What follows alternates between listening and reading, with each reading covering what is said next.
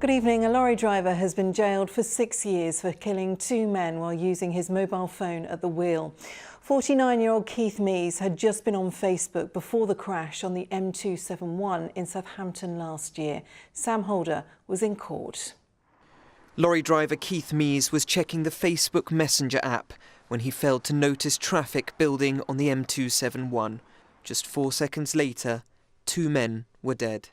35-year-old Marion Altenew and 42-year-old Johan Callin, friends from Southampton, were killed instantly. Mees ploughed into the back of their stationary Ford Mondeo with such force it was completely crushed into the back of another lorry. Today, the 49-year-old, pictured on the right, was jailed for 6 years. He pleaded guilty to causing 2 deaths by dangerous driving and serious injury to the other lorry driver. No sentence really reflects the loss of 2 lives, which we've seen in this incident. An incident that could have so easily been avoided had Mr. Mees just chosen not to use his phone that day, not to enter Facebook, and we now have 2 families who've lost a father, a brother and a loved one. The court heard that while driving he'd also been watching music videos on YouTube and had made a 14-minute phone call. After crashing, Mees swore and told a bystander, "I've only had my licence a couple of weeks." The judge said Mees had been in a prolonged state of distraction when he crashed into the stationary traffic, and he said the needless deaths were entirely avoidable. Relatives of the 2 victims were in court, including the widow of Johan Callin. And in a victim statement, she described the pain of having to tell his 2 children that their father had died.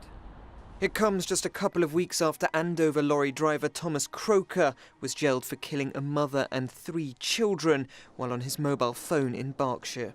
Today serves as another reminder of the complete devastation that using a mobile while driving can cause.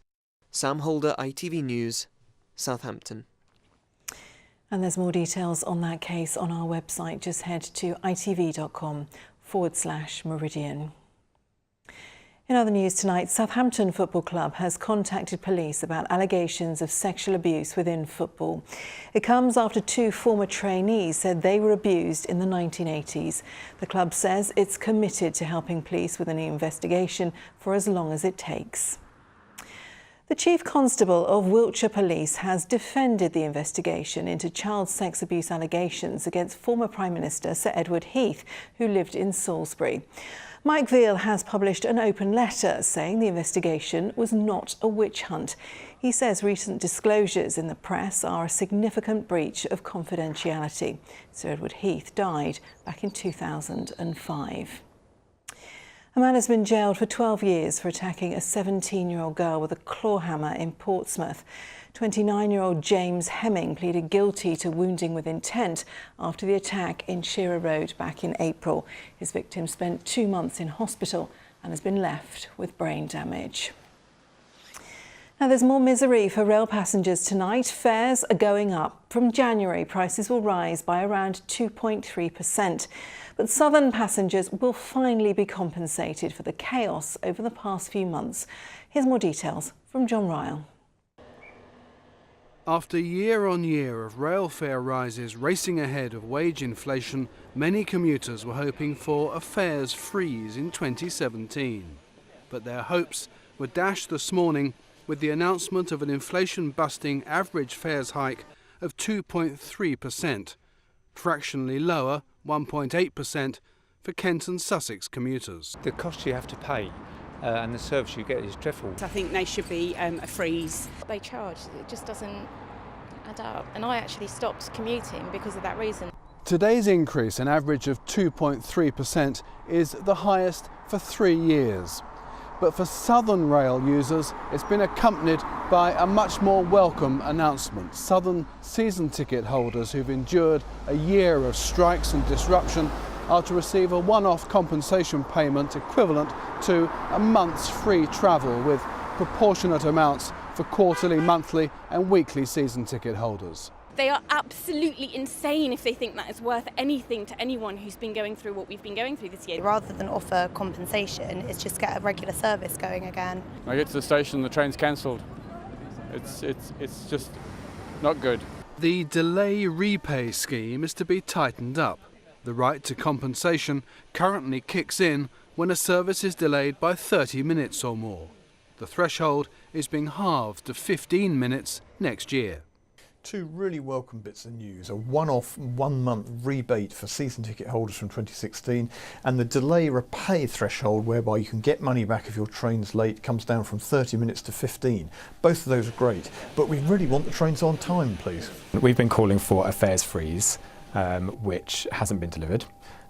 It's great that there's some compensation, so the government are recognising that something needs to be done. Ultimately, what passengers want is reassurance that the disruptions are not going to continue, and we've not had that today. So some bad news and some better news for the region's commuters today, but there's no sign of the new year delivering a new start on Southern Rail. The RMT and ASLEF too have announced strike days this month and next in the continuing dispute over the future role of train guards. John Ryle, ITV News. Well, surely many passengers are now going to say enough's enough. Well, we put that point to the Rail Delivery Group, who represent train companies. We are investing a significant amount of money into the railway, so £50 billion worth of modernisation work is currently taking place.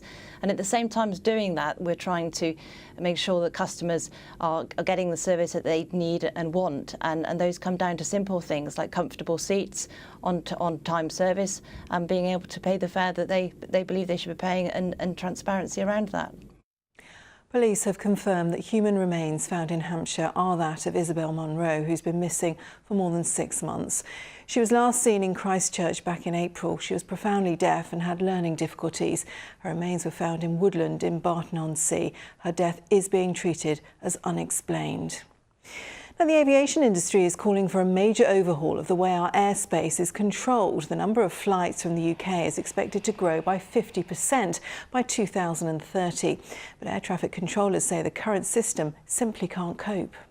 We're potentially forecasting 4 million minutes of delay compared to 90,000 minutes today. The aviation industry is incredibly important to the UK economy. It's worth 50 billion a year.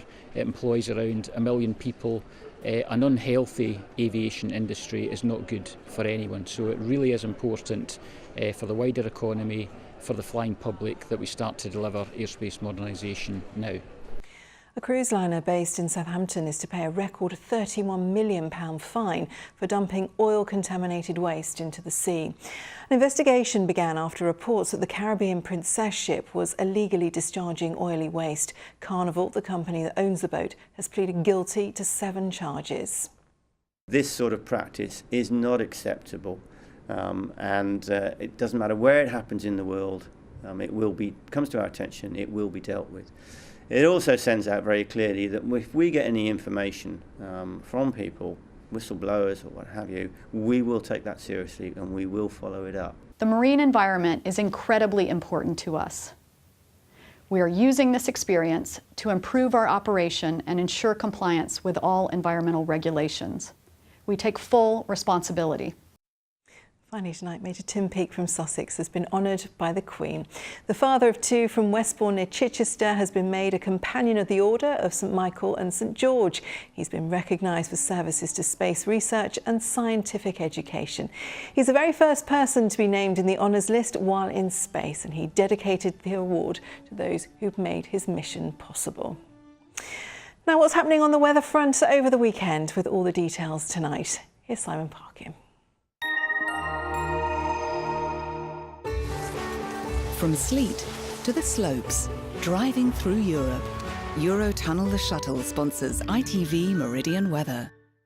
Good evening. Well, you've probably noticed it's been a bit nippy this week, which has meant for some fairly chilly dog walks for Bear. But as we head through the next few days, whilst it stays dry and settled, the temperatures don't really do very much, so expect things to stay chilly through the weekend. The plus side is we got high pressure still very much in charge, but out to the west, you can see the low pressure systems are gathering. The weather fronts are slowly heading our way, and by the middle of next week, things will be a good deal more unsettled. But on the plus plus side, they should be a little bit milder as well. But back to tonight, and thanks to the cloud cover, it's not the coldest of nights. Temperatures largely staying up above freezing. We might see a bit of patchy fog where we get some clear spells, but generally it's a cloudy story overnight tonight.